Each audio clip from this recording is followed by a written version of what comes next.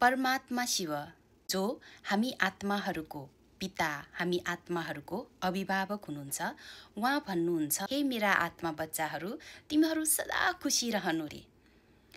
खुसी जस्तो कुनै खुराकै छैन रे। जस्तो सुकै परिस्थितिमा पनि खुसी रहनु रे। अब कसरी खुसी रहने होला त हामी? परमात्मा शिव हाम्रो पिता हुनुहुन्छ, उहाँले त हाम्रो लागि त राम्रै सोच्नुहुन्छ। किन चाहिँ सधैँ खुसी रहनु, जस्तो सुकै अवस्थामा खुसी रहनु भन्नुभएको होला त भन्दाखेरि, फर्स्ट अफ अल हाम्रो शरीरमा खुसी, यदि खुसी रहनुहुन्छ भने तपाईको जुन एक सोच, खुसीको सोचले तपाईको शरीरलाई के असर पर्छ त?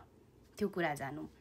फर्स्टमा त जब हामी खुसीको फिल गर्छौँ, खुसी रहन्छौँ, तब हामीमा जुन ह्याप्पी हर्मोन्सहरू जस्तै कि डोपामाइन, सेरोटोनिन, इन्डोर्फिन्स, ऑक्सिटोसिन जस्ता ह्याप्पी हर्मोन्सहरू निस्किन्छ र त्यो हर्मोन्सले के गर्छ त? हाम्रो शरीरलाई हेल्दी बनाउन मद्दत गर्छ। रोगबाट यदि मुक्त हुनु छ भने यो हर्मोन्सहरू तपाईको शरीरमा निस्किनु पर्ने हुन्छ। र अब त्यो कसले गर्छ भन्दाखेरि तपाईले नै गर्ने हो। कसरी भन्दाखेरि ह्याप्पी रहेर, खुसी रहेर। परमात्माले हामीलाई ज्ञान दिनुहुन्छ, किनभने परमात्माले त हामीलाई रोगी होस् हैन भनेर त चाहनुहुन्न। त्यही भएर सधैँ मेरो बच्चाहरू निरोगी होस्, यो शरीर एकदमै इम्पोर्टेन्ट छ। आत्माले रोल प्ले गर्नको लागि, आत्माले केही कुरा सिक्नको लागि यो शरीरको जरुरी छ। त्यही भएर यो शरीर एकदमै इम्पोर्टेन्ट छ र बाबाले, परमात्मा शिवले पनि त्यही कारणले हामीलाई सदा सदा ह्याप्पी रहनु भनेर भन्नुहुन्छ। र अर्को के हुन्छ, यो त हाम्रो शरीरमा परिवर्तन भयो हैन, शरीरमा त परिवर्तन भयो भने तर हाम्रो सोचले, यो पोजिटिभ सोच जुन हाम्रो यो खुसी रह्यो भने हामीबाट के भाइब्रेसन निस्किन्छ त? एउटा पोजिटिभ भाइब्रेसन निस्किन्छ।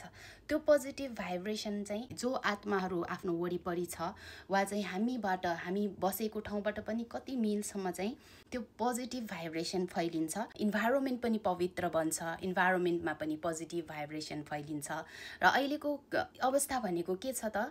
यो इन्भाइरोमेन्टले पनि हामीलाई दुःख दिइरहेछ नि, किनभने हामीले नेगेटिभ भाइब्रेसन फैलाइरहेछौँ। किनभने हामी त अब स्ट्रेसले नेगेटिभ भाइब्रेसन फैलिन्छ र सबै भाइब्रेसनले गर्दाखेरि यो हाम्रो वरिपरिको हाम्रो प्रकृतिले पनि हामीलाई दुःख दिइरहेछ। यदि प्रकृतिबाट पनि यदि सुख चाहन्छौँ भने हामीले नै गर्ने हो त्यो कुरा। सबैजना यदि खुसी भएर बस्न सक्यौँ भने अनि प्रकृति र आत्माहरू पनि आफै चेन्ज हुँदै जान्छ। त्यही भएर खुसी रहन सिक्नुस्। सबैभन्दा अहिलेको अवस्था, अहिले सिक्नुपर्ने अवस्था भनेको खुसी रहनु। परिस्थितिहरू त आउँछ, परिस्थितिले त छोड्नेवाला छैन, किनभने यो त हाम्रो कार्मिक अकाउन्ट पनि हो हैन। र अहिलेको यो जुन स्ट्रेसफुल यो इन्भाइरोमेन्ट गर्दाले पनि हामीलाई हरेक आउँछ, किनभने सबैको माइन्डहरू कनेक्टेड छ। तर पनि खुसी रहन सिक्नु पर्यो। त्यसको लागि के गर्नु पर्यो त भन्दा एकै चिज, परमात्माको याद। यदि परमात्माको याद गर्नुभयो भने तपाईमा शक्ति आउँछ, त्यो खुसी रहन सक्ने शक्ति आउँछ।